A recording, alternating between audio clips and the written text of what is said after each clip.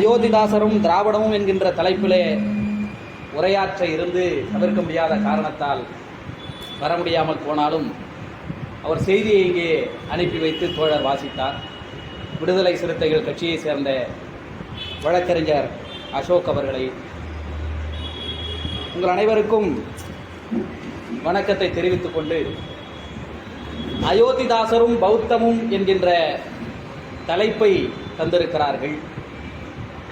காஞ்சிபுரம் என்று எடுத்துக்கொண்டாலே சங்கரமடம்தான் இந்துத்துவத்தின் அடையாளமாக பார்க்கப்படுகிறது. ஆதிசங்கரர் தோற்றுவித்த மடங்களில் காஞ்சி மடம் இல்லவே இல்லை. 4 திசைகளுக்கும் 4 மடங்களை தோற்றுவித்தால், ஆனால் எந்த திசையிலும் காஞ்சி சங்கரமடம் வரவே இல்லை. ஒரு நெடும் காலம் என்பது 2000 ஆண்டாகத்தான் இருக்க வேண்டும் என்ற அவசியமில்லை. அது ஒரு 50 ஆண்டு காலம் அல்லது 100 ஆண்டு காலம் அல்லது ஒரு 10 ஆண்டு காலமாக இருந்தால் கூட ஒரு பொய்யை மீண்டும் மீண்டும் சொல்லி வந்தால் அதுவே காலம் என்கிற சொல்லாடலுக்கு உள்ளாகி விடுகிறது. அப்படித்தான் இந்த காஞ்சி சங்கரமடமும் மிகப்பெரிய பொய்யில் கட்டமைக்கப்பட்டாலும் ஆதிசங்கரர் தோற்றுவித்ததுதான் என்கிற ஒரு உண்மை தோற்றத்தை அவர்கள் நிறுவிக் கொண்டிருக்கிறார்கள். மதவாதத்தின் அடிப்படை ஒரு திராவிட இயக்க சிந்தனையிலிருந்து இது அண்ணா பிறந்த மண் என்று நம்மால் சொல்ல முடியும். ஆனால் அது ஒரு கட்சியின் தலைவராக, ஒரு மனிதராக பார்க்கப்படுமே ஒன்றிய ஒரு பண்பாட்டு கூறாக இங்கே நிலைபெற முடியாது. பண்பாட்டு கூறாக நிலைபெற வேண்டும், அது இந்த மண்ணுக்கானதாக இருக்க வேண்டும் என்கின்ற சிந்தனையிலிருந்து நமக்கு கிடைத்திருக்கிற ஒரே ஒரு ஆயுதம், எதிர்த்தாக்குதலின் ஆயுதம் என்பதே பௌத்தம்தான் என்பதை என்று உணர்கிறோமோ அங்கிருந்து அயோத்திதாசர் நமக்கு கிடைக்கிறார். இந்த காஞ்சிபுரம் மண் இது பௌத்தத்தின் தலைநகரம் என்கின்ற பதிவை நாம் செய்கிற போதுதான் சங்கரமடத்துக்கு எதிரான சவுக்கடியாக அது மாறுகிறது. இந்த பண்பாட்டு படையெடுப்புக்கு எதிரான கட்டுடைத்தல்களை அயோத்திதாசர் முன்வைத்தார் என்பதில்தான் நமக்கான அரசியல், எதிர் அரசியல், வலிமையான அரசியல் இன்று கிடைத்திருக்கிறது. இன்று நாம் அயோத்திதாசரை பற்றி பேசுகிறோம், விவாதத்துக்கு எடுத்துக் கொள்ளுகிறோம். தேசிய கொடியினுடைய சக்கரத்தில் இருப்பது புத்தருடைய சின்னம் என்று நாம் பெருமைப்பட்டுக் கொள்ளுகிறோம். தாமரை என்பது அவனுடைய மலராக இருக்கலாம், அவனுடைய சின்னமாக இருக்கலாம், பாசிசத்தின் சின்னமாக இருக்கலாம். ஆனால் அது பௌத்தத்தின் சின்னம் என்று இன்று எல்லோரும் சேர்ந்து நிறுவுகிறோம். அசோக சக்கரம் என்பது, அசோக சின்னம் என்பது பௌத்தத்தின் அடையாளம் என்று இன்று எல்லோரும் சேர்ந்து நிறுவுகிறோம். ஆனால் இதையெல்லாம் நாம் இன்று அதிகமாக பேசுவதற்கு உண்மையில் பாஜக காரனுக்கு தான் நன்றி. மோடி ஆட்சி பொறுப்பை ஏற்ற போது திராவிடர் கழக தலைவர் ஆசிரியர் ஒரு அறிக்கை விட்டார். ஒரு வகையில் இது நல்லது என்றார். எதிர்ப்பு எங்கே அதிகமாக இருக்கிறதோ அப்பொழுதுதான் இது மேலும் உரையாடலுக்கு நிகழும் என்று அவர் சொன்னார். அதே போல யாரெல்லாம் பௌத்தத்தை உரையாடலுக்குள்ளேயே கொண்டு வராமல் இருந்தார்களோ அவர்கள் எல்லோரும் இன்று பௌத்தத்திடம் வந்து நிற்கிறார்கள், அயோத்திதாசரிடம் வந்து நிற்கிறார்கள். அதுதான் வெற்றி. அரசியல் சட்டம் அதுதானே. இந்திய அரசியலமைப்பு சட்டம் வந்த பொழுது அதை கம்யூனிஸ்டுகள் ஏற்றுக்கொள்ளவில்லை. இந்திய அரசியலமைப்பு சட்டம் வந்தபோது அதன் குறைபாடுகளை திராவிட இயக்கங்களாக இருந்து நாம் முன்வைத்தோம். வேறு வழியே இல்லாமல் இன்று அரசியலமைப்பு சட்டத்தை பாதுகாப்போம் என்று தேசம் அம்பேத்கரிடம் வந்து நிற்கிறது. அப்படித்தான் புரட்சியாளர் அம்பேத்கர் எப்படி அரசியலமைப்பு சட்டத்தை வந்து நிற்கிறோமோ அப்படி இந்துத்துவத்தை எதிர்ப்பதற்கான அடையாளங்களாக பௌத்தத்திடம் வந்து நிற்கிறோம். அந்த பௌத்த அடையாளங்களை அயோத்திதாசர் தான் முன்னோடியாக இருந்து முன்வைத்திருக்கிறார். பெரியாருக்கு முன்னோடி இருக்கிறார், புரட்சியாளர் அம்பேத்கருக்கு முன்னோடி இருக்கிறார். அயோத்திதாசருக்கு யாரும் முன்னோடி இல்லை, அவர்தான் முன்னோடி. அவரே கண்டுபிடிக்கிறார். பௌத்தத்தினுடைய எச்சங்களை, மிச்சங்களை அவர்தான் கண்டுபிடிக்கிறார். அவர் மாற்று தன்மையை முன்வைக்கிறார். வெள்ளைக்காரன் தான் இந்த நாட்டினுடைய சாதி அமைப்பு முறை இருக்கிறவர்கள் எல்லாம் வெள்ளைக்காரன் எப்பொழுது அச்சு ஊடகத்தை கொண்டு வந்தானோ அப்பொழுதுதான் இங்கே இருக்கிற எல்லா சாதிகளும் தங்களுக்கான வரலாற்றை மீண்டும் புதுப்பித்துக் கொள்வதற்கு தொடங்கினார்கள். ஏன்னா அப்ப எல்லாம் புத்தகமா வந்துட்டு இருந்தது. ஓலைச்சுவடைகள்ல இருந்து தான் வெறும் கதையாடல்கள் மட்டும்தான். அந்த கதையாடல்கள் போதாது, இனிமே அச்சாக இருந்தால்தான் இந்த நாட்டிலே பேச முடியும், நமக்கான இடம் கிடைக்கும் என்று நினைத்தார்கள். அப்போது எல்லா சாதிகாரனும் என்ன பண்ணா, என் வரலாற்றை பதிப்பிச்சு கொடு, நான் இந்த குலத்திலிருந்து வந்தேன், எனக்குன்னு ஒரு பாரம்பரியம் இருக்கு, எனக்கென்று ஒரு வரலாறு இருக்கு, அப்படின்னு கதைகளையும் புராணங்களையும், அதில் தான் என்னவாக இருந்தேன், உயர் சாதியாக இருந்தேன். தோழர் பேசும்போது சொன்னார்ல, சாதிகள் தங்களை மேட்டுமை சாதிகளாக கேட்டு வேண்டி பெற்றுக் கொண்டார்கள்னு.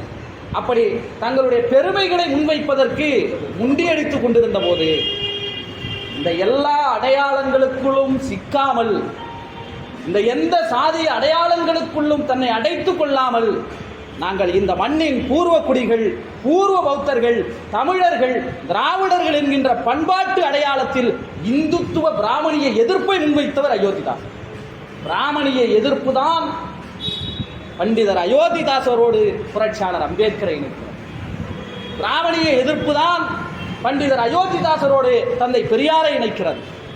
பிராமணிய எதிர்ப்பின் தொடக்கம்தான் நாம் எல்லோரையும் அயோத்திதாசரோடு இணைத்திருக்கிறது.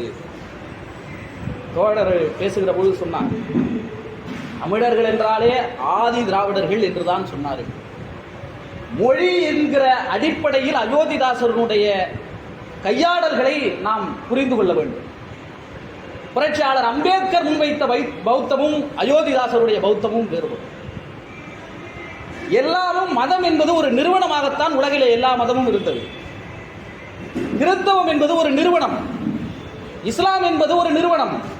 கிறிஸ்தவம் என்கின்ற மதம் எப்படி நிறுவனமாக இருந்தது என்றால், அதற்கு தனியாக ஒரு புனித நூல் இருந்தது, அதற்கென்று ஒரு கட்டமைப்பு இருந்தது. இஸ்லாம் ஒரு நிறுவனம், அதற்கென்று ஒரு புனித நூல் இருந்தது.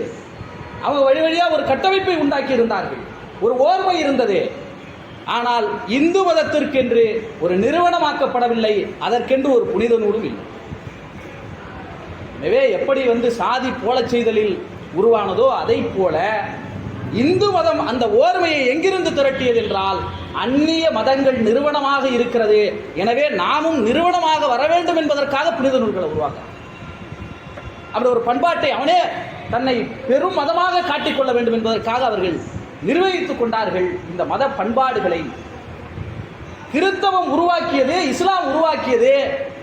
உருவாக்குகிற அளவுக்கு பார்ப்பனர்கள் அறிவாளிகள்லாம் இல்லை. என்ன செய்தான்? திருடினார்கள்.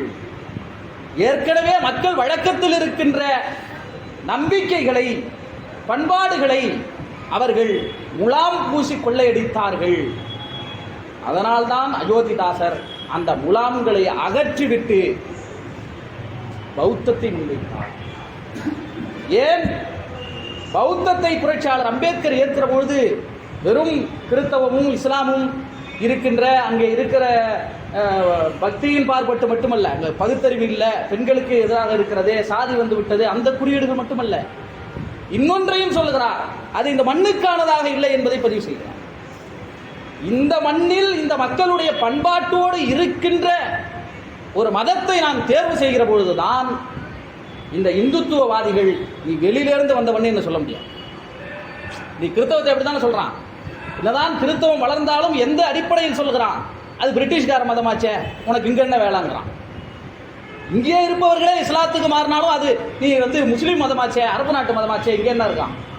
அப்ப இந்துத்துவவாதிகளால் நேர் எதிரே அவர்களை நிறுத்த முடியும், அவர்களால் நிறுத்த முடியாது என்கின்ற ஒரு பெரிய நெருக்கடி என்பது இந்த மண்ணின் சொந்தக்காரர்களை அவர்கள் நிறுத்த முடியாது. அதனால் மண்ணுக்கேற்ற மதத்தை தேர்ந்தெடுத்தார்கள். அதுதான் பௌத்தம். அது இந்த மண்ணோடு தொடர்புடையது, இந்த மக்களின் பண்பாட்டோடு தொடர்புடையது. அங்கிருந்து பௌத்தத்தை முன்வைத்தார்கள்.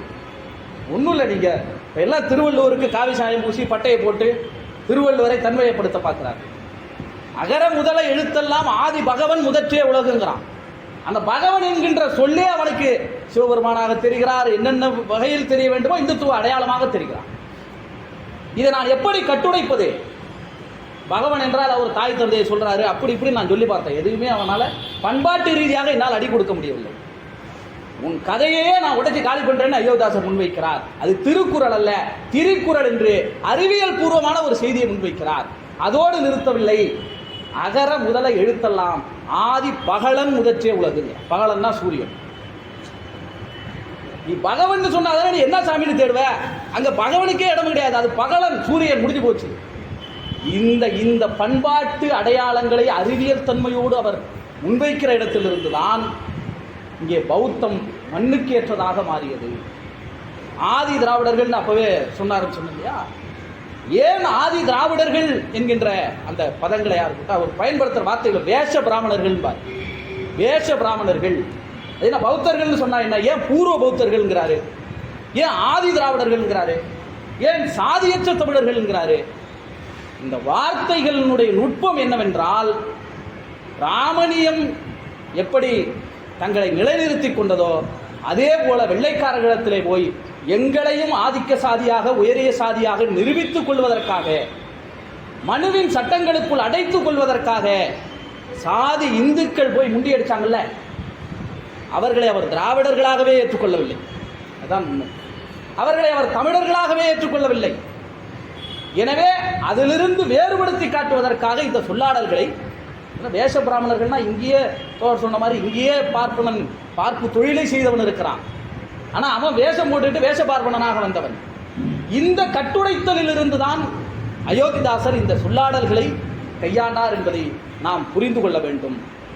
அதே நேரத்தில் பண்டிதர் அயோத்திதாசர் அவர்கள் இன்றைக்கு நாம் அவரை பேசிக் கொண்டிருப்பதைப் போல அவருடைய வாழ்ந்த காலகட்டத்தில் எப்பொழுதுமே ஒரு சாதி என்பது ஒரே குலத்தொழிலை பல்லாயிரம் வருடங்களாக செய்து கொண்டிருக்க முடியாது.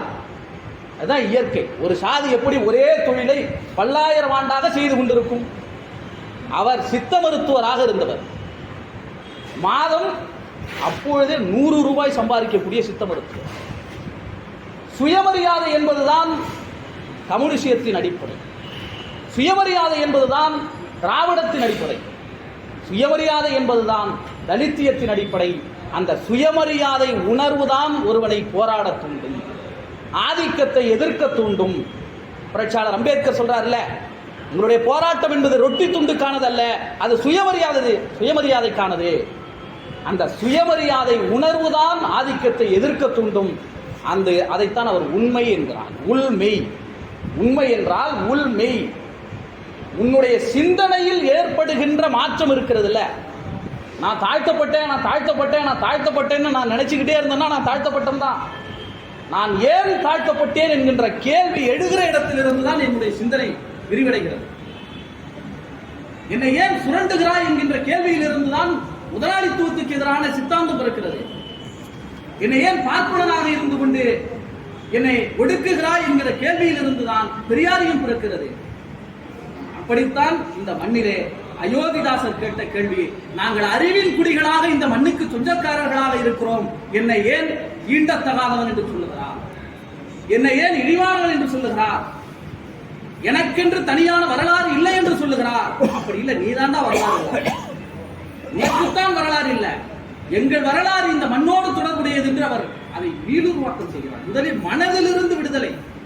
இப்ப எனக்கு எப்படி வரும் அந்த சிந்தனையை பாருங்க. நான் என்னை நீ அடிமை என்று சொல்வதற்கு உனக்கு பாயிண்டே இல்லைங்கிறப்போ எனக்கு ஒரு வேகம் பிறக்குது இல்ல, அதுல இருந்து நான் மனதிலிருந்து விடுதலை அடைகிறேன்ல, அந்த விடுதலை இந்த மண்ணிலே பேசப்பட்டிருக்கிறது.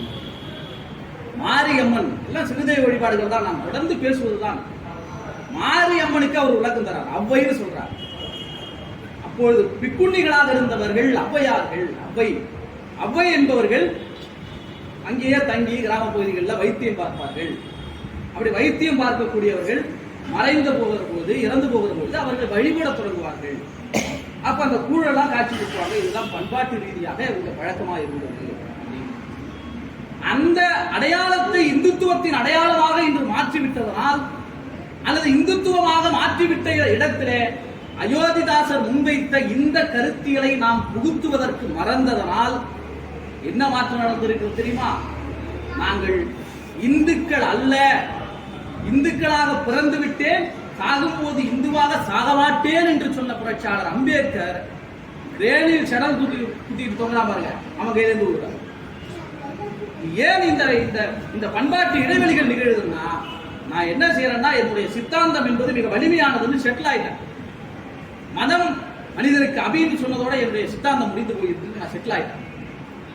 மதமே கூடாது என்பதோடு என் சித்தாந்தம் முடிந்து போயதுன்னு நான் செட்டில் ஆயிட்டேன். அதனால் அயோத்திதாசரை நான் தொடவே மாட்டேன். அதுதான் இந்த சமுதாயத்தில் இருந்த பெரிய கேடு. இன்னைக்குதான் அதை உணர தொடங்குகிறோம்.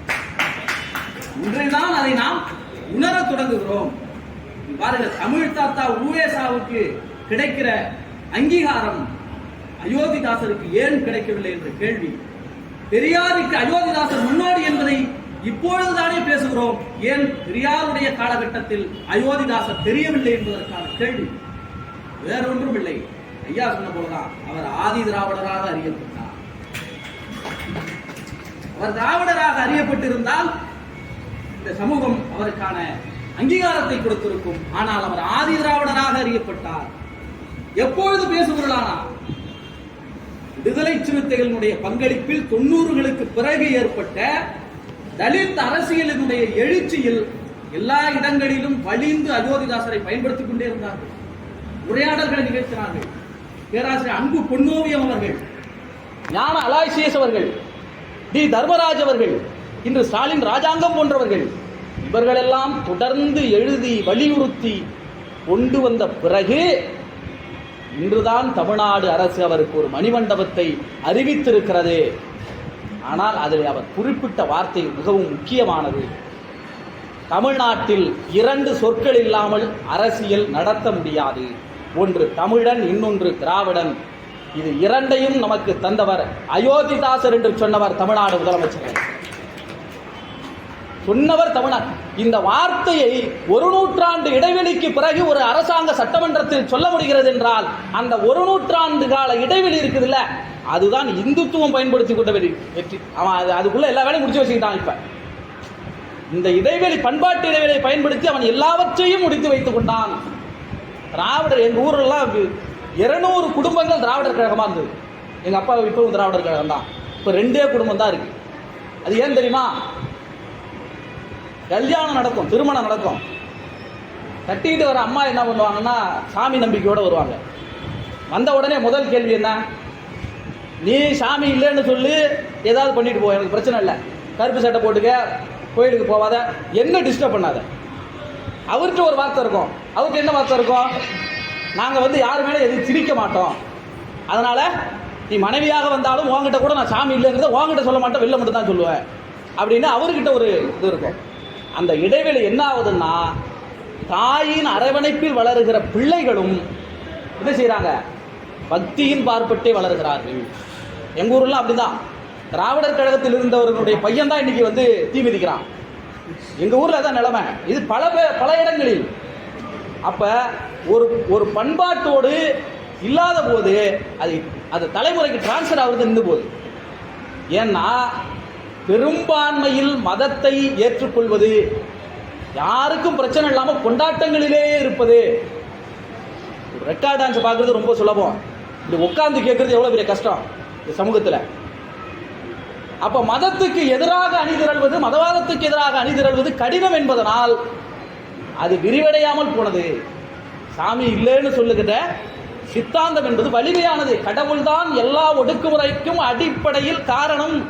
இந்த இந்திய மண்ணில் பார்ப்பனியத்தின் மேலாதிக்கத்துக்கு காரணம் என்பது உண்மை. ஆனால் கடவுள் இல்லை என்கின்ற அந்த கோட்பாட்டு புரிதலை அவனுக்கு ஏற்படுத்துகிற இடைவெளி குறைந்து விட்டது. எதில் ஆபாசம் அதிகம்? ராமாயணத்திலா மகாபாரதத்திலான்னு திராவிடர் கழகத்துக்காரங்க கூட்டம் நடத்துவாங்க. நீங்க நடத்த முடியுமா?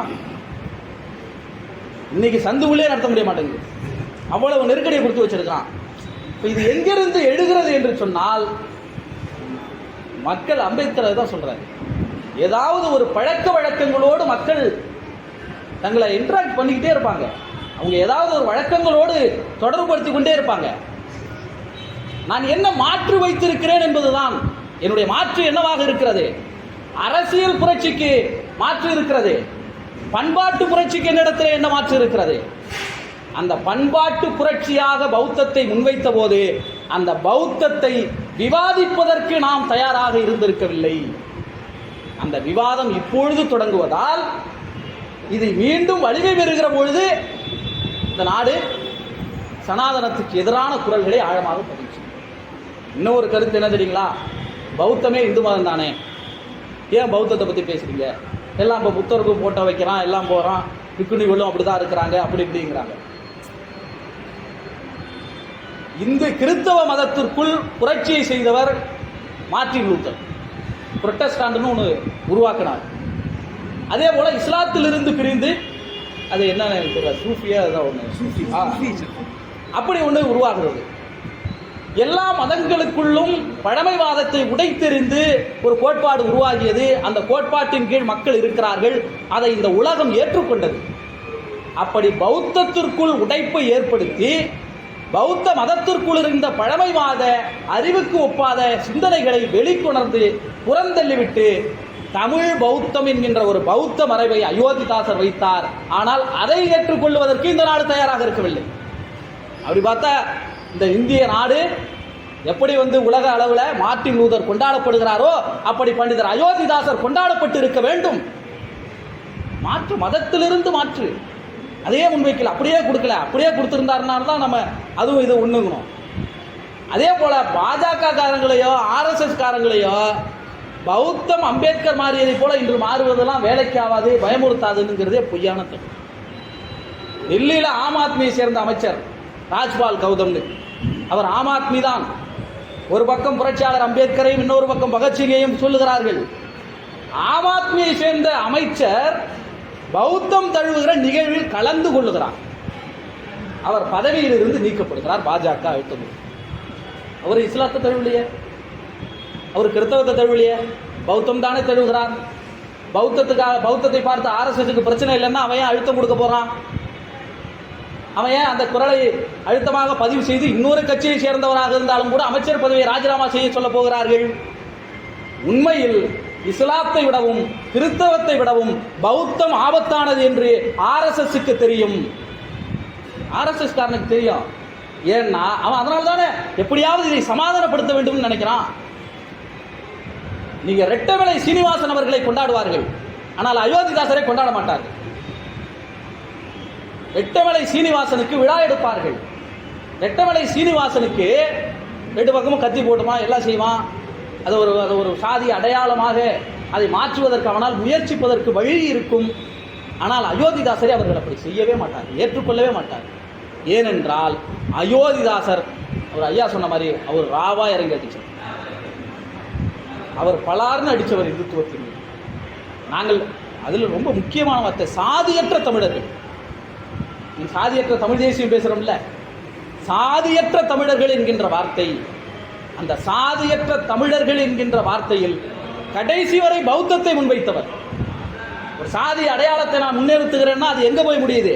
நான் இன்று பறையன் என்று இதழ் நடத்தியது தாத்தா ரெட்டமலை சீனிவாசன் அவர்கள்.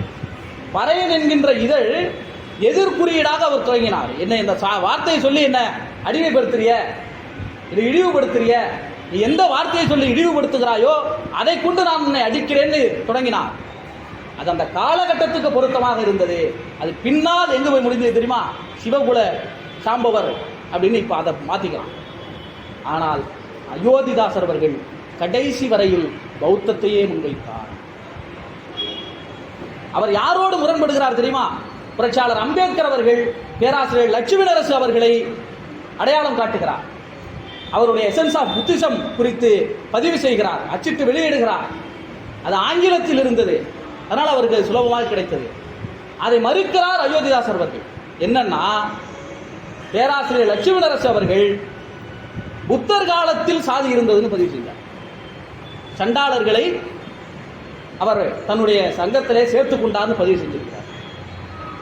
புரட்சியாளர் அம்பேத்கர் அவர்கள் 4ஆம் நூற்றாண்டிலே சாதி இருக்கிறதுன்னு பதிவு செஞ்சிருக்கிறார். ஆனால் அயோத்திதாசர் அவர்கள் சாதி என்பது இந்த பிற்கால சோழர்களுடைய 11ஆம் நூற்றாண்டுக்கு பிறகுதான் வந்தது, அதற்கு முன் சாதி இல்லை, எல்லாம் இவன் கட்டிவிட்ட கதை அப்படின்னு பண்டிதர் அயோத்திதாசர் அவர்கள் பதிவு செய்கிறார்கள். இது எதற்காக தெரியுமா? நீங்க நல்லா பாருங்க, எல்லாம் என்ன செய்யறாங்க, சாதியை இறுக்கமாக்கியவர்கள் பிற்கால சோழர். ராஜராஜ சோழன் எவ்வளவு பெரிய ஐயா சொன்னார், வீச்சரவல்லி நலந்தாங்கிற அளவுக்கு அவர்கள் நிலங்களை வாரி வழங்கினார்கள், பார்ப்பனர்களை எல்லாம் செஞ்சா பார்ப்பனர்களுக்கு. ஆனா நீங்க இன்னைக்கு உண்மையிலுமே எடுத்துக்கிட்டீங்கன்னா ராஜராஜ சோழன் சாதி எதிர்ப்பு அடையாளமாக தான் இருக்கிறான். என்ன சாதி எதிர்ப்பு அடையாளம் தெரியுமா? எல்லா சாதியிலும் திருமணம் பண்ணிட்டுமா வந்தான், எல்லா சாதிக்காரனும் பேனர் வைக்கிறான், இவர் எங்கள் முப்பாட்டன், இவர் எங்கள் பாட்டன். இல்லைங்க, உண்மையா இல்லைங்களா? அகமண முறைக்கு எதிரானது தானே இன்னைக்கு நாம வைக்கிற சிந்தனை. அவன் தான் அகமணக்கு முறைக்கு எதிராக அவ்வளவு திருமணம் பண்ணி வச்சிருக்கிறான் போல இருக்கு. எல்லா பூர்வ பௌத்தர்கள்னு சொல்லக்கூடிய அரசியலை விட்டுவிட்டு அந்த சாதி இந்த மனநிலைக்கு இருக்கிற ஒடுக்கப்பட்ட மக்களிலும் ராஜராஜ சோழனை கொண்டாடுகிற மனநிலை வந்து விட்டது. ஆக இந்த இந்த இந்த தத்துவம் என்பது எங்கிருந்து இருக்குன்னா, பண்பாட்டு கூறுகளை நாம் கையில் எடுக்கவில்லை என்று சொன்னால் இந்துத்துவத்தை வீழ்த்துவதற்கு வேறு வாய்ப்பில்லை என்பதுதான். அயோத்திதாசர் எவ்வளவு விமர்சனங்களுக்கு நாம் மீண்டும் மீண்டும் உள்ளாக்கி கொண்டிருக்கிறோம். இதெல்லாம் பாருங்க, அருந்ததியர்களுக்கு எதிராக அவர் பதிவு செய்தார் என்கின்ற அந்த பதிவு இன்று வரை அயோத்திதாசரை வாசிப்பதை தடை செய்கிறது. பல பேர் அதனாலே வாசிக்க மாட்டேங்கிறாங்க. பெரியார சொல்லுவாங்கல்ல, தமிழை வந்து ஒரு காட்டுமிராண்டி மொழினாரு. அது எதுக்காக சொல்றதுன்னா, படிக்கக்கூடாது, பெரியாரை திறந்துடக்கூடாதுங்கிறதுக்காக. அப்படியே அயோத்திதாசர் அருந்ததியர்களுக்கு எதிராக முன்வைத்த அந்த கருத்தை அதை சொல்லியே அவரை வாசிக்க விடாமல் செல்லுகிற ஒரு தோழர் ஆரம்பிக்கிறப்பே சொன்னாங்க, சில எல்லாமும் 10% இருக்குன்னா முழுசும் இருக்குன்னா ஒரு 5% குறைகள் இருக்கலாம். நான் என்ன கருத்தை முன்வைக்கிறேன் என்றால், எனக்கு ஏன் பெரியாரும் அம்பேத்கரும் தலைவர்கள் என்கிற பொழுது நான் அடிக்கடி பதிவு செய்வது, இந்த 2 தலைவர்கள் மட்டும்தான். நான் சொன்னதை அப்படியே ஏற்றுக்கொள்ளாதே, அதை சிந்தி என்று சொன்னார். அதை சோதனைக்கு உட்படுத்து என்றார்கள். உனக்கு பிடிச்சிருந்தா ஏற்றுக்க, உன் அறிவுக்கு பட்டு என்றால் ஏற்றுக்கொள். அப்படித்தான் அயோத்திதாசரையும் கேள்வி கேட்க வேண்டிய நிலை இருந்தது. அந்த கருத்தின் மீது கேள்வியும் கேட்டார்கள். அதுதான் நாங்கள் சொல்ல வரோம். அயோத்திதாசரை கொண்டு வந்தவர்களே கேள்வி கேட்டார்கள். பேராசிரியர் டி தர்மராஜ் மறுக்கிறார், அயோத்திதாசர் சொன்னது தவறு என்கிறார். அப்படி அயோத்திதாசருடைய அரசியலை பேசுகிறவர்கள் அருந்ததிய மக்களையும் சேர்த்து கொண்டுதான் சாதி ஒழிப்பு அரசியலை பேசினார்களே தவிர யாரும் அயோத்திதாசர் சொன்னது சரிதான் என்று வாதிக்கவில்லை. அதானே மாற்றம். அந்த மாற்றத்துக்கு உண்டாகி இருக்குல்ல. ஆனாலும் நாம் அந்த புள்ளியில் நின்று அவரை தவிர்க்கிறோம். அவர் அந்த பெரியாருக்கு முன்னோடி என்பதிலிருந்து விமர்சனம் வருது. நம்ம தோழர் அசோக் வந்திருந்தா அதையெல்லாம் விளக்கியிருப்பாரு. பெரியாருக்கு முன்னோடி, அதை நாங்கள் ஏற்றுக்க மாட்டோம்னு சொல்றாங்க. அதான் நான் சொல்றேனே, அந்த இடைவெளி என்பது எப்பவுமே ஒரு இயக்கம் பரவலாகிற பொழுது, அரசியல் ஆகிற பொழுதுதான் அந்த சித்தாந்தம் போய் சேரும். பெரியாருக்கு அந்த பிளாட்ஃபார்ம் இருந்தது, அயோத்திதாசருக்கு அந்த பிளாட்ஃபார்ம் இல்லை. தந்தை பெரியாருடைய காலத்தில் தந்தை பெரியார் பேசினால் செய்தி, தந்தை பெரியார் எழுதினால் செய்தி. தந்தை பெரியாருக்கான அரசியல் தளம் இங்கே இருந்தது. அயோத்திதாசருக்கு அந்த தளம் கண்டினியூ ஆகல, அது பெரிய கால இடைவெளியாக மாறிவிட்டது. அதனால் அயோத்திதாசருடைய உரையாடல்கள், அயோத்திதாசரை பற்றிய சிந்தனைகள் கிடைக்க வர இன்னைக்கு தான் நம்ம கையில். அங்கிருந்துதான் அயோத்திதாசரை நாம் இன்னும் தீவிரமாக இந்துத்துவத்துக்கு எதிராக பயன்படுத்த வேண்டிய தேவை எழுகிறது. ஊரா போய் கண்டுபிடிக்கிறோம்ல, தலை வெட்டப்பட்ட புத்தர் சிலைகள். நாம் மாற்று அரசியலை வைக்கிறோம்ல, என் பிள்ளைகளுக்கு நான் என்ன சொல்ல முடியும்? பிள்ளையார் மரம், அரச மரம் என்பது போதி மரம். போதி மரம் என்றால் அரச மரம். அங்கே புத்தர் இருந்தார், அதை தூக்கி போட்டுட்டு பிள்ளையார வச்சுட்டான். இது ஈஸியா புரிஞ்சிடும். இந்த புத்தர் இருந்தாரு, புத்தர் எங்க இருந்தார்? போதி மரத்தில் தானே இருந்தாரு. அது போதி மரம்னா அரச மரம். அங்க புத்தர் இருந்தாரு, அதை தூக்கி வச்சுட்டு இன்னைக்கு பிள்ளையார வச்சுட்டான் அப்படிங்கிறது நான் சுலபமா போய் என்னுடைய பிள்ளைகளுக்கு புரிஞ்சிடும். நான் அங்கேருந்து போய் அழுக்க உருண்டி, அது வந்து அதுலேருந்து இங்கேருந்து குளிக்கிறத பார்த்து எட்டி பார்த்து அதுக்கப்புறம் அவர் கோவப்பட்டு தலையை வெட்டி, இந்த உரையாடல்களும் தேவைதான். ஆனால் தொடர்ந்து பகுத்தறிவின் பார்பட்ட கருத்துக்களை மறுப்பது என்பதை நாம் மறுபரிசீலனை செய்ய வேண்டும். அந்த பௌத்தத்தை நாம் இன்று கையில் எடுக்கிற பொழுதுதான், தமிழ் பௌத்த மரபு என்பது மொழி அடிப்படையில் அவர் வைத்ததல்ல. ஒரு மதம் எல்லா இடத்திலும் பரவலாகுகிறது காரணம் அந்த இடத்திற்கேற்ற பண்பாட்டு கூறுகளை தமதாக்கிக் கொள்ள வேண்டும். கிறிஸ்தவம் அப்படிதான் வளர்ந்துச்சு. எந்த மாநிலத்துக்கு போனாலும் எந்த நாட்டுக்கு போனாலும் பைபிளை அந்த மொழியிலே மொழிபெயர்த்து விடுவார்கள். இஸ்லாம் அப்படிதான் வளர்ந்தது. அந்த மண்ணிற்கு ஏற்ற சிந்தனைக்கு தம்மை கட்டமைத்துக் கொள்வார்கள். பௌத்தம் அப்படி கட்டமைக்காமல் இருந்தபொழுது அயோத்திதாசர் சொல்லுகிறார், அது அந்த மண்ணினுடைய கலாச்சார விழுமியங்களோடு சேர்ந்து கொள்ள வேண்டும். அப்படிதான் தமிழ் பௌத்தம் என்கின்ற ஒரு சிந்தனையை முன்வைக்கிறார். அந்த தமிழ் பௌத்தம் முன்வைக்கிற பொழுது சோழர் காலத்துக்கு பிறகுதான் சாதி வந்தது. எங்கள் தமிழிலே சாதி இல்லை என்பதை நாம் மன ரீதியாக உறுதி செய்து கொள்கிறோம். அப்ப அது வழக்கமா இல்லை, காலங்காலமா இருக்குதுங்கிற ஒரு சொல் வந்தாலே அதை நம்ம கேள்விக்கு உட்பட மாட்டோம். பிள்ளைகளை என்ன சொல்லுவாங்க, அது என்ன அது அந்த காலத்துல இருந்து இருக்குப்பா, அதை ஏன் நம்ம மாத்தணும்? அது பல காலமா இருக்கு, அது உங்க தாத்தா காலத்துல இருந்து இருக்கு, அந்த கல் அப்படியே இருக்கட்டும், அது சாமியாவே இருக்கட்டும். இந்த கல்லை தூக்கி போட்டு வீடு கட்டுனா அது காலங்காலமாக இருக்கு, அதை எதுக்கு மாற்றணும்? அந்த காலங்காலமாக என்கின்ற சொல், பன்னெடுங்காலமாக என்கிற சொல், அதுதான் சனாதனம். அதை உடைக்கிற பொழுது தமிழிலே ஆதியில் சாதி இல்லை, தமிழிலே இலக்கியங்களிலே ஆதியிலே சாதிக்கான இடம் இல்லை. ஒரு கீழடியை வச்சுட்டு இன்னைக்கு எவ்வளவு சுத்திட்டு வரணும். ஒரு கீழடி நமக்கு எவ்வளவு பெரிய பொக்கிஷம் என்று வளைத்து வளைத்து எழுதுகிறோம், விவாதிக்கிறோம். இதையெல்லாம் பண்டிதர் அயோத்திதாசர் அவர்கள் ஆய்வுகளின் மூலமாக, ஆய்வு இல்லாமல் எதுவுமே பேசல, எல்லாவற்றையும் ஆய்வுகளோடு நிறுவி இருக்கிறார். அந்த ஆய்வுகளை ஏற்றுக்கொள்ளுகின்ற, விவாதிக்கிற, நான் வைக்கிற கோரிக்கை கூட அதுதான். இந்துத்துவம் எப்பொழுதும் தங்களுக்கு எதிரானவர்களை கூட கேள்வியே கேட்காமல் தங்களுக்கானவர்களாக மாற்றிக்கொள்ளும். நாம எப்ப பேச ஆரம்பிக்கிறோம்? 100 பறையர்களை கூட்டு பூணூல் போட்ட பிறகு தானே நாம பேசுறோம் நந்தனார் ஒரு பௌத்த மன்னன்னு. ஆனா அதுக்கு முன்னாடியே எழுதி வச்சிட்டோம், அதை யாரும் படிக்கல, அதை யாரும் ஏத்துக்கல. RN ரவி போயிட்டு பூணூல், ஐயோ நீ எப்படா போடலாம், அவர் ஒரு பௌத்த மன்னன் ஆச்சேன்னு அப்பதான் பேசுறோம். வள்ளலார் சாதி ஒழித்த துறவி என்பதை நாம் பேசுறதுக்கான கேப் விட்டுட்டோம். அவன் போய் வள்ளலார் சனாதனத்துக்கான ஒரு நோன்னு தான் அப்பதான் நம்ம எழுதுறோம். ஐயோ இல்லை இல்லை, இப்ப நாம் அவர்களுக்கு ரியாக்ட் செய்து கொண்டிருக்கோம், அவ்வளவுதான். அவன் தான் தீர்மானிக்கிறான். அவன் நாளைக்கே போய் ரெட்டமலை சீனிவாசனை போய் அவன் ஒரு விழா எடுத்தானா உடனே நமக்கு கோவம் வரும். இல்லை, அப்பதான் நிறுவும். நாளைக்கு அயோத்திதாசருக்கு ஒரு பதிவு போட்டானா அப்பதான் கோவம் வரும். அப்ப அவன் தான் நிர்வகிக்கிறான். நாம் என்ன பேச வேண்டும், என்ன செய்ய வேண்டும் என்பதை நம்முடைய எதிர்த்தரப்பிலே உள்ளவர்கள் நிரூபிக்கிறார்கள்.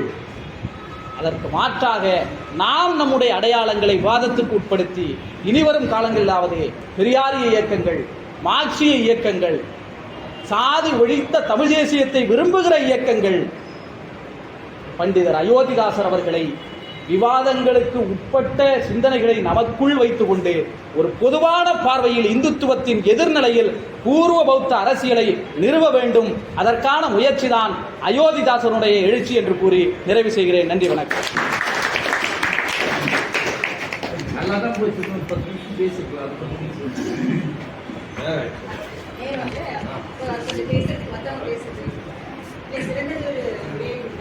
நிறைய வாய்ப்புகள் நமக்கு இங்கேதான் இருக்கு, நிறைய வாய்ப்புகள்.